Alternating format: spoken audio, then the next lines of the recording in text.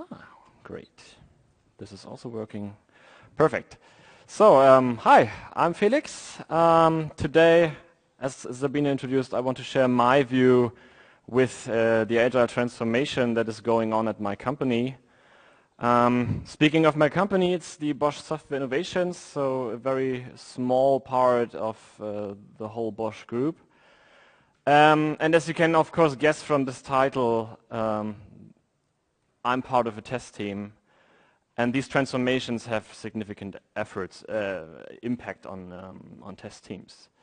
So first of all, let me ask you a question. Who has been or considers him or herself still as a tester? No one, I expected. Oh, one. Perfect. Great. So I'm even more happy to share this with you today. A second question would be, whose company who is doing some kind of agile or DevOps approach to software development still has a separate testing or QA team? You're my guys, perfect. A few hands more. Okay, so basically this talk will be about a journey. The journey of this test team from starting as a QA department in some kind of waterfallish-like software development process to becoming an enabler and supporter for any kind of testing activity that goes around the company. And this journey will not be straightforward. There will be trouble along this way, and most importantly, this journey is not over yet. So it's not like I'm standing on top of this mountain just looking back on the path I came, but it's more like today I'm just taking a small break to share my view and my experience that I got so far. And probably this is also a characteristic of these agile transformations, that there is no definition of done for doing them. And I like that, because that just reflects this way of continuous learning and continuous improvement that we do each and every day. So let's start on our journey back in 2012. I don't know what you did back then or your company did, but for me personally, I had just changed sides. So I started as a developer and changed into the testing team within the same company, of course. And by that time, this testing team could be easily depicted as gatekeepers of quality. So there is this gate with the label release, and this team has been standing in front of it, just guarding it and saying, you know, nothing crosses this gate without us saying it's okay. And of course, this isn't the whole picture to the software development back then, because on the other side of this garden, if we want to call it like that, where we lived as testers, there's some kind of dangerous river, or in other narrations, it's a wall. And the only thing you could do was throw things over this river or wall. So the developers throw software artifacts to us, we threw error reports back, questions were shouted, some kind of war-like feeling between these groups, and we heard about that already. And this was also the way responsibility has been handled. So everyone tried to push the responsibility to someone else to bring and release this quality software to life. Pretty awful if we look back at this today. And also that the company recognized this and sensed that this is probably not the most efficient way of developing software. So in 2012, two things almost happened coincidentally. The first thing was the company decided to use an agile approach to software development. Let's do Scrum. And on the other hand, really almost coincidentally, our company has been acquired by Bosch. So we were not Bosch before, but at this time Bosch acquired us. And I will come to the Bosch part later because it has a severe impact on this whole transformation. But first of all, let's focus on the Scrum part. And as most of the agile processes, Scrum focuses on something that is called whole team approach. So bringing all the skills that are required to build high quality software into the development teams. And that, of course, quite naturally raises the question, do we still need a separate test team? why don't we just split up our test team, merge it into the creative development teams, and let them do their testing more closely to the actual software development. And all the testers around me just said no, we don't want that. And by that time I just entered this team, I felt like, well, maybe we should think about it because this whole team approach seems somehow beneficial. And also the developers aren't that bad, look at me. But looking back from today's perspective, that totally made sense. Because this testing team has been a group of specialists. Every employee had an area where he was a specialist. UI automation using Selenium, doing load and performance testing, whatever. And what would happen if you split up such a team of specialists is just that they could support their new team only in regard of their specialized area, but not with the whole testing that would be required. At least not out of the box. So what we decided to do was we built bridges across our dangerous river. And over these bridges we paired with developers and shared our testing view with them. And on the other hand, the developers brought their requirements and acceptance criteria to us. And we took them with us to our team and still shared this work of testing that needed to be done across our team. And that worked quite well. So this was the start of our agile transformation.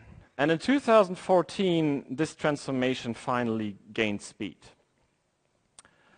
And an important factor here was that this merging into Bosch had been completed, at least for the first stage. And of course, there has been a reason why Bosch acquired our company. And this reason is best summarized by this headline.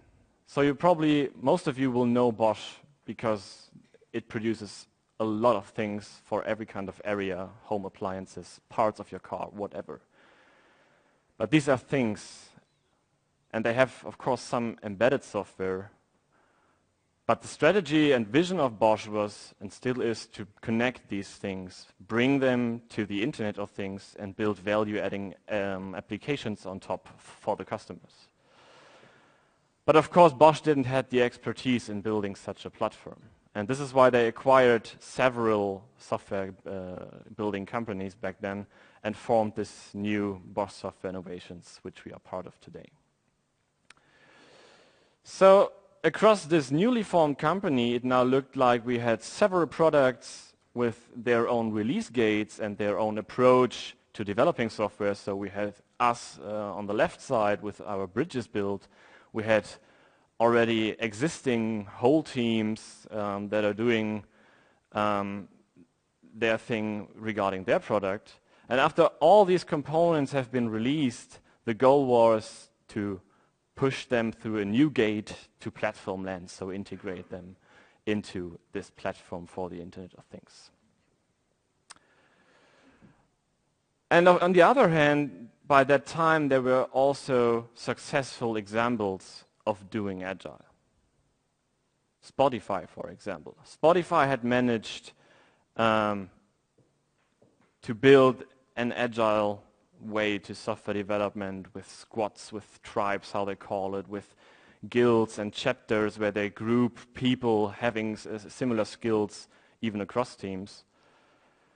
And if you look at this picture of how Spotify approached it back then, you will notice that there is no separate test team.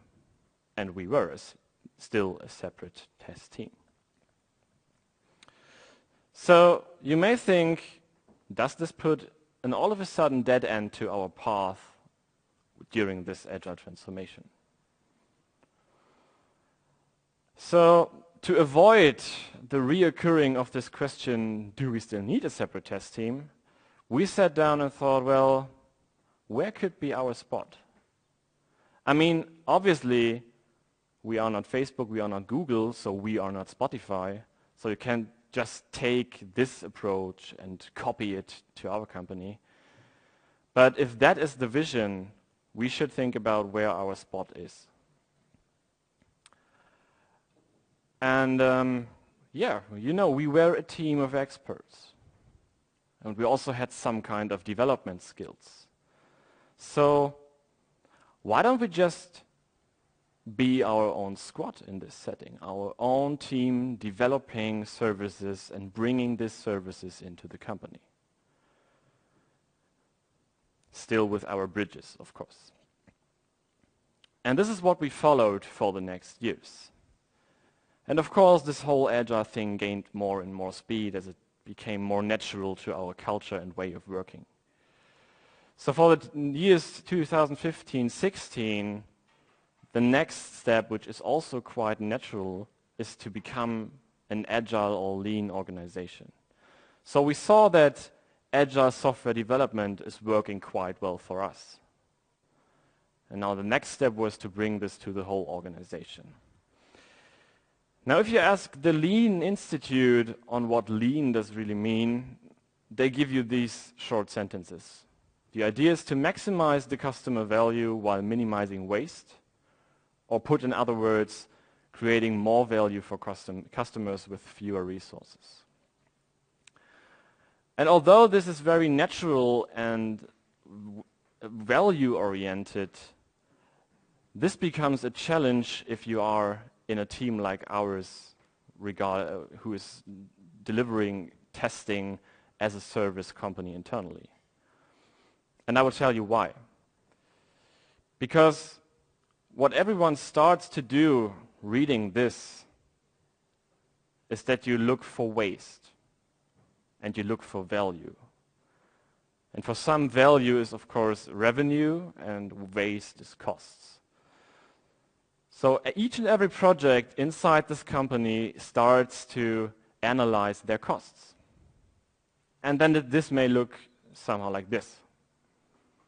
So they see, well, I spent that much money on development, quite okay, because we are a software company, so we need software. I spent that much amount of money on operations, also quite well, because I need to run my software somewhere in the end. But hell, what is that large block there in the middle, this red one? We do spend that much money on testing?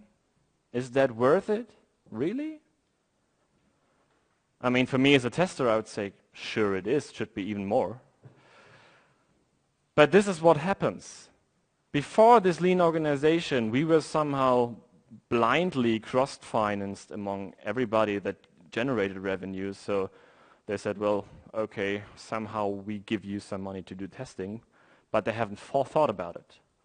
Now they were in a position where they should choose what to do. So they were in the position to choose between going with us as their testing team of choice, doing more of their testing on their own if they think they have the skills and that would reduce their costs in that area, or even look at the open market outside of our company for a testing team from which they think there is less waste than there would be if they go with us. And this is the first part of the challenge from our point of view as testers. Now the other thing that comes mostly with these lean organizations is the concept of profit centers, so those departments that generate revenue, and cost centers, those departments that mostly cause costs. And that puts on the accounting glasses. And as you might know, accounting works in numbers, so euros, dollars, any kind of currency, and headcounts. And if you take these accounting glasses, looking at our testing team, you will see, well, this is tremendous personal costs for the 8-9 people we were back then. And of course, they also look at what we do. And we support Team's company internally, and at that time that meant no revenue. It's nice that you do that, but from our perspective, this is no revenue. And this is also called the cost center trap. And there's an interesting blog post by Mary Poppendiek, which I recommend you reading, who sketches this effect in more detail. So the problem here is we are facilitating work for others, but that doesn't count in this view. So within our own testing engineering squad, we sat down and thought about what should we do. How can we bring more value to the company? How can we change this view? And so also we started to consider all the teams we supported as our customers and try to understand what our customers want. And by that time, our customers were in love with DevOps. So they also put the operations part into their team, having all the skills there. And they also were in love, of course, with the Internet of Things and operating cloud services. So we are somewhere in between this. So we are in between the Internet of Things, connecting millions of things to backends with several non-functional requirements, so load and performance, security, whatever. And on the other hand, this more and more agile company going for continuous everything, pretty much tests get automated, teams are self-organized, so they choose their tools on their own and whatnot. So in the essence of these two worlds, we sense that they will need some kind of way to also run non-functional testing more and more continuously in their build pipelines. And they were really good at doing continuous testing, but mostly for the functional aspects of their software. So what we did is, just in a few words, we developed a REST-based API that could do exactly that, enabling the development teams to just say, okay, I want to run a load test, 3 machines, give me the results when it's done. And this is what this RESTful service handles for them. So we were developers. No more gatekeeping, but developing and supporting teams that were in need of testing.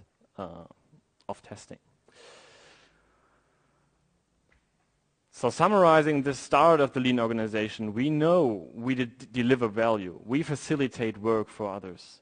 But we still need to find ways to express this value to others, especially regarding this accounting view. And this brings us to today.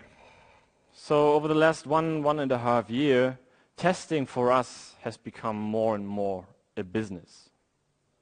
So it's not like we are cross-financed anymore. We think about like testing being a business. So it requires also entrepreneurial thinking by us. We need to think about how our customers approach their work, how we can assist there and bring value to the software development process, how we can use our resources most efficiently. So looking back on this path we came, back in 2012, we were a team of testers, gatekeeping. And from there we have developed in almost any other role that is out there. We became more technical, we are developers, we are operations guys because we also need to operate our RESTful service anyway. We have become test managers, whatever. But what we still have is this unique testing mindset which we can bring to the company. So over the years, only the channel how we deliver our value has changed, but this value is still there, and it also makes sense in this setting to have us as a separate testing team. So I will finish my break now, take my things, and continue to walk up this mountain. We'll see where it leads me. But if you have questions right now, I will of course answer them. Thank you.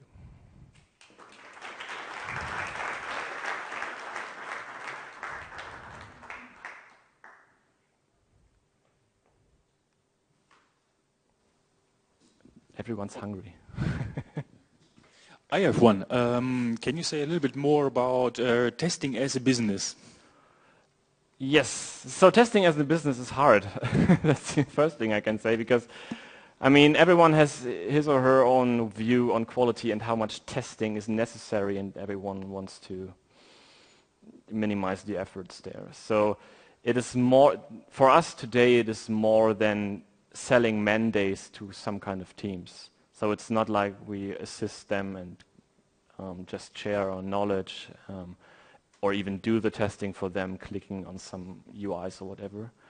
But especially this RESTful API was also the start of thinking as, we call it test automation as a service, very cloudy word, but you need to think about ways that are more technical and more easily to integrate in continuous build pipelines.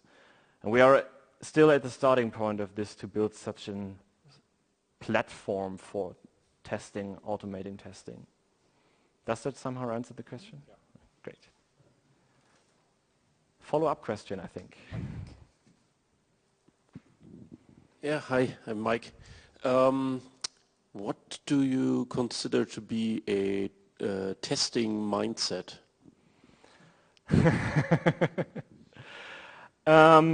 I mean, probably this is something most developers, at least in the earlier years, need to learn, that testing is more than it works on my machine. So we need to find ways to ensure that this whole thing works even 2 months, 3 months after you develop it. So it's thinking about regression, it's thinking about also handling edge cases, error cases. And as far as we are concerned, we have seen that developers often lack exactly this kind of thinking and approach to also what is feasible to automate. So you don't go automating every kind of stuff, because that doesn't make sense. And this is the mindset we have and we provide. Now it's time for your question, I think. I have 2 questions, Felix. Yeah. Well, the first question is, what was for you the hardest thing on this transformation, on this way? The hardest thing is this kind of survival feeling you get in the early days, because you feel like, whew, they're shutting down this department, no one is going to see what's happening. Yeah. So the psychological safety wasn't there in this, on this whole way. Yeah. But now you feel better? Yeah, extremely good. So we see that this whole thing works because, we have this platform and we know which areas of testing we should support, because teams have gotten better in functional testing a lot. So this is no area where they need help, but we have new challenges like this non-functional area. Yeah, perfect. So, and for you, the most important thing for doing DevOps, one word. It are 2, because I cannot do it otherwise, proactive acting. Proactive acting, okay. Some explanation for that? Well, it derives more or less from this talk. I mean, we saw that there are agile frameworks working without separate testing teams, and we sat down proactively to avoid the reoccurring of this question. Mm-hmm. So you as a team or as an individual, you can shape this cultural thing and how your company is going to step up into the future. Mm-hmm. This is what I mean with proactive acting. Okay, thank you very much. And wow. Also for you, some stuff to work successfully here in Kiel. Enjoy it. Thank you.